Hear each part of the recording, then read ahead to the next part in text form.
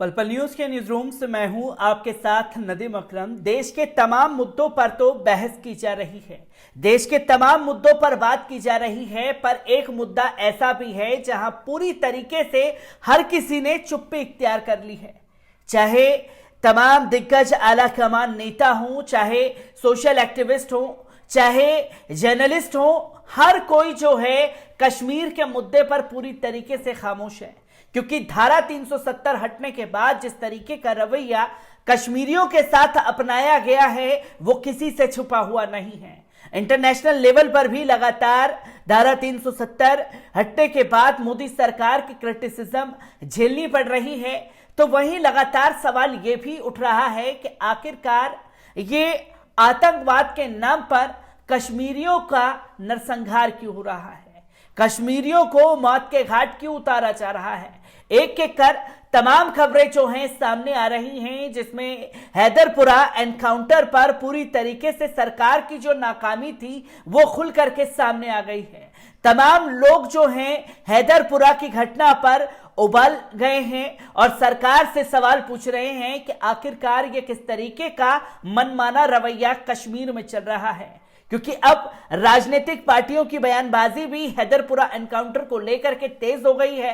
हैदरपुरा में क्या कुछ हुआ है इसे भी आपके सामने रखूंगा, पर उससे पहले एक अपील, अगर ये वीडियो आप YouTube पर देख रहे हैं तो YouTube पर हमारे चैनल को सब्सक्राइब करना ना भूलिए, बेल आइकॉन दबाइए ताकि नई वीडियो की अपडेट आप लोगों के साथ साझा की जा सके। और अगर ये वीडियो फेसबुक, इंस्टा, ट्विटर पर देख रहे हैं तो इंस्टा, ट्विटर पर हमें फॉलो कीजिए और फेसबुक के पेज को लाइक करना ना भूलिएगा। अब हैदरपुरा एनकाउंटर में महबूबा मुफ्ती का भी बड़ा बयान सामने आ गया है। जम्मू कश्मीर में हैदरपुरा एनकाउंटर के बाद लगातार राजनीतिक उबल जारी है। तमाम पार्टियां इस घटना पर विरोध जता रही हैं। पीडीपी की नेता महबूबा मुफ्ती ने इस एनकाउंटर को लेकर पहले भी सवाल उठा चुकी हैं। रविवार को वे अपने पार्टी नेताओं के साथ श्रीनगर में राजभवन के सामने विरोध पर उतरी। वहीं उन्होंने कहा कि इस मामले में उपराज्यपाल मनोज सिन्हा माफी मांगे। इसके साथ ही उन्होंने ये भी कहा कि आमिर की बॉडी परिजनों को सौंपी जाए, वहीं इस मामले में ठीक से जांच हो। महबूबा मुफ्ती को हैदरपुरा एनकाउंटर के बाद नजरबंद कर दिया गया था। वैसे इस मामले की जांच श्रीनगर के additional district magistrate Khurshid Ahmad Shah कर रहे हैं, जो 15 दिन के अंदर इस मामले में जुड़ी रिपोर्ट लोगों के सामने पेश करेंगे। हैदरपुरा में 15 नवंबर को एनकाउंटर में एक पाकिस्तानी आतंकी और उसके साथी को मार दिया गया था। वहीं अल्ताफ भट्ट और मुदस्सिर गुल नाम के 2 और लोगों की भी मौत हो गई थी। इस मामले में पुलिस ने बयान दिया था कि अल्ताफ और मुदस्सिर आतंकियों के मददगार थे। वहीं उनके परिजनों ने कहा था कि वे निर्दोष थे और आम नागरिक थे। उनके परिजनों ने इस घटना को एनकाउंटर नहीं बल्कि हत्या करार दिया है। इसके बाद इस मामले को लेकर यह सवाल उठने लगे थे कि जब इस मामले में सवाल उठे तो 18 नवंबर को जम्मू कश्मीर के उपराज्यपाल मनोज सिन्हा ने ट्वीट किया और कहा कि हैदरपुरा एनकाउंटर मामले में उचित कार्रवाई होगी। जब तस्वीरें सामने आई और सरकार का मनमाना रवैया सामने आया तो हर कोई जो है रुआना सा हो गया, जिसमें उनकी बेटी की फफकते हुई तस्वीरें, फफकता हुआ वीडियो सामने आया, परिवार वालों का बिलखना सामने आया।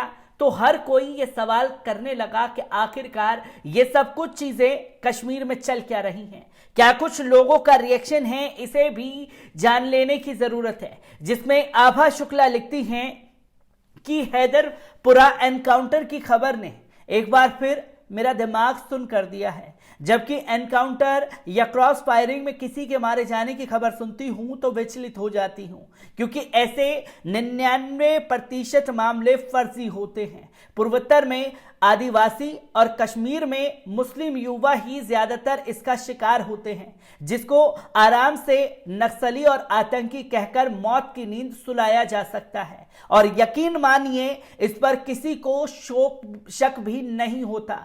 हैदरपुरा एनकाउंटर में जो 4 लोग मारे गए उनके नाम हैं मोहम्मद अल्ताफ भट्ट, मुदस्सिर गुल के सहायक आमिर मागरे और एक विदेशी अनाम। आमिर मागरे ने अब्बू ने खुद सेना के साथ मिलकर आतंकवादियों को मारा, जिसके लिए उनको 2005 में राज्यपाल से पुरस्कार भी मिला। हिंदू और हिंदुस्तान में जबरदस्त आस्था रखने वाले आमिर के परिवार को 15 सालों से पुलिस सुरक्षा मिली हुई थी।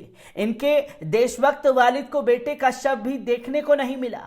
आमिर के पूरे गांव का कहना है कि आमिर एक निर्दोष और मेहनती लड़का था, वो आतंकी नहीं था। अल्ताफ भट्ट पिछले 30 वर्षों से हैदरपुरा बाईपास में कारोबार कर रहा था।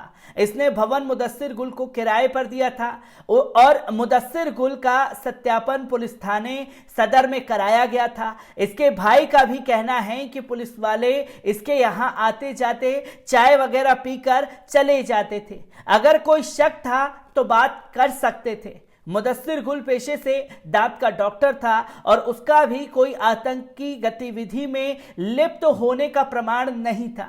न्यूज चैनलों को वहां के चश्मदीद ने बताया कि 5 बजे के करीब फरान पहनकर कुछ सुरक्षा कर्मी आए, सबके फोन छीने।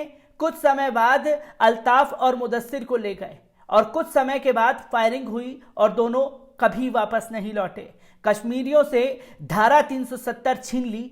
इस तरह बिना जांच पड़ताल उनके जीने का हक तो मत छीनिए। ऐसे हासिल करेंगे हम कश्मीरियों का विश्वास। माननीय सुप्रीम कोर्ट को चाहिए कि इस मामले की सीबीआई जांच साफ सुथरी छवि वाले अधिकारियों से कराकर 3 महीने से सच से पर्दा उठाए। देश में इतना तो लोकतंत्र शेष रखिए कि उर्दू नाम वाले की उनकी अस्मिता की रक्षा का हक बना रहे।